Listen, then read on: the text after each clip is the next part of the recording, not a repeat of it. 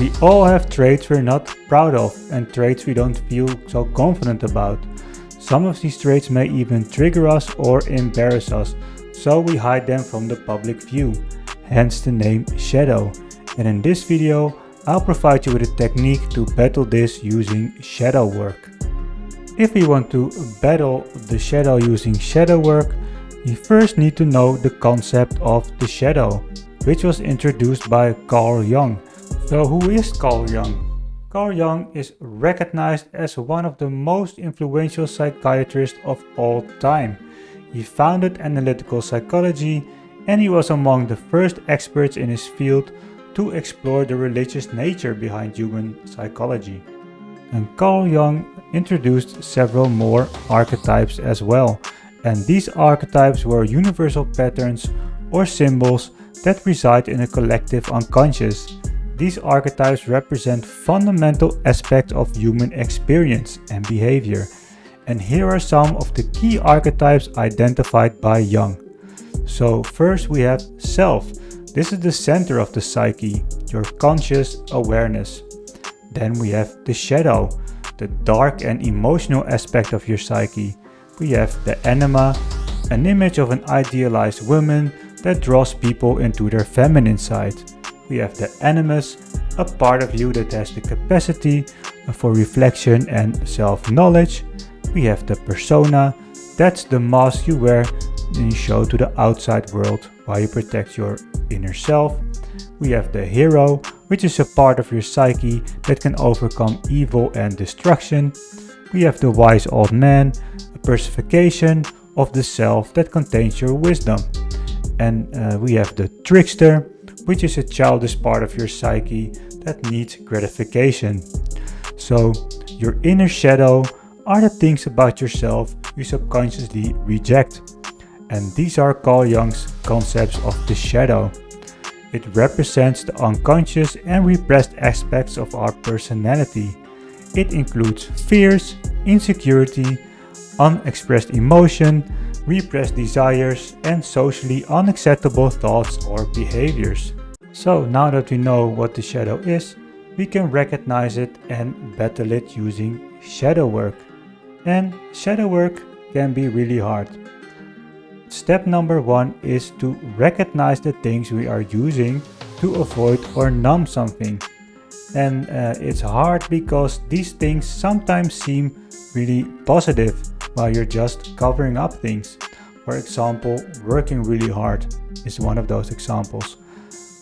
You have drinking coffee, you have drinking alcohol, eating a lot, doom scrolling, etc. And also be an emotional trigger on something that someone says to you which really hurts you or you're offended by. That's also something that's triggered inside of you, which is in the shadow and that wants to be heard. So step number 2 is to pick one of those things. For example, we pick coffee. So step number 3 is to stop drinking coffee. And step number 4, we are welcoming ourselves to the shadow. So when you stop drinking that coffee, you will feel some things and you'll be triggered by some stuff. So step number 5 is to investigate.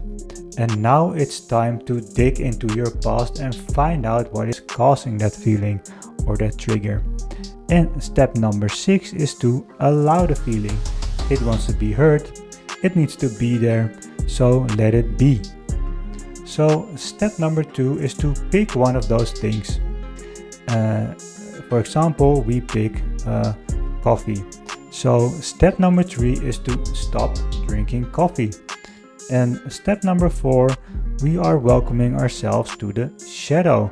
So when you stop drinking that coffee, you will feel some things and you'll be triggered by some stuff. So step number 5 is to investigate.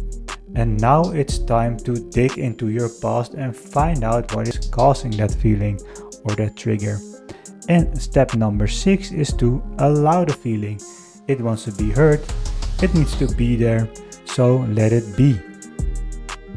And if you do this, you will resolve the issue of the repressed emotion that wants to be heard. So for example, when you stopped drinking coffee and you went through the whole process of feeling the things and identifying where it comes from, then the next time when you drink a cup of coffee, it's not because you want to avoid something or because you want to numb something, but it is because you like the coffee and there's no covering up. The benefits of shadow work. The integration of the shadow is crucial for psychological wellness and personal growth. So shadow work involves consciously exploring and acknowledging the shadow aspects of yourself, gaining self-awareness and understanding, healing past wounds and traumas, and cultivating a more balanced and integrated sense of self, also recognizing the shadow, because you cannot ignore it because it is there. And what you can compare this to is that you are in a hot air balloon, you're still going up, everything is still fine, but when you release those sandbags, then you really start to go up fast. So you can compare doing shadow work with losing the sandbags. So my personal experience with shadow work. So the first example I did, I drink a lot of coffee, so I thought it was time to quit coffee and see what happens. So I also have a video about this, which I will link in the description below. I quit coffee. At first it was of course the physical stuff like headaches and a little bit tired, but later on I also felt emotionally really bad. And I also felt bad for my wife and kids because I was with them on a trip and I was just not feeling it. Just tired, grumpy, I felt really bad. And after a day it was gone.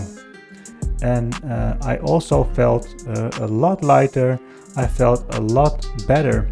So I couldn't really identify where that feeling came from, but in the end it made me feel a lot better for quitting coffee. And now when I drink a cup of coffee, it's not because I want to cover up or numb something, but just because I like the taste of coffee. And another example of shadow work I did was I always wanted to take responsibility within a team, or whenever I wanted to take the responsibility. And of course that seems good at first sight, taking responsibility, but I also wondered, why am I doing that? So I didn't stop it right away, but I started investigating. So when I started investigating, I found out that taking responsibility is actually a form of people pleasing, and people pleasing is a form of parent pleasing. And that way I found out some stuff from my childhood which really caused me some traumas, and this way I could recognize and could give it a place. It could be heard, it could be felt, and that way it was resolved. And after that I also felt a lot better than before. So these are two of my personal examples of shadow work. In this video we talked about shadow work.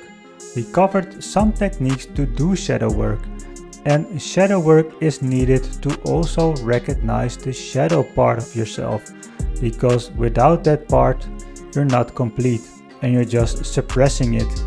And suppressing that shadow can be compared to a hot air balloon. When you suppress the shadow, it's like a sandbag that's just there hanging there, and when you lose it, so when you recognize that shadow side, you'll be more complete and you'll be going up faster. And the shadow side doesn't like to be suppressed, it wants to be heard, so you need to recognize it and hear it. So I hope you like this video, and if you do, then please don't forget to like and subscribe.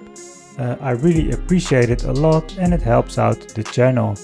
And also down in the comments, please let me know, are you doing shadow work? Are you afraid of your shadow? Don't you know where to start? Let me know down in the comments. I'm really curious to find out.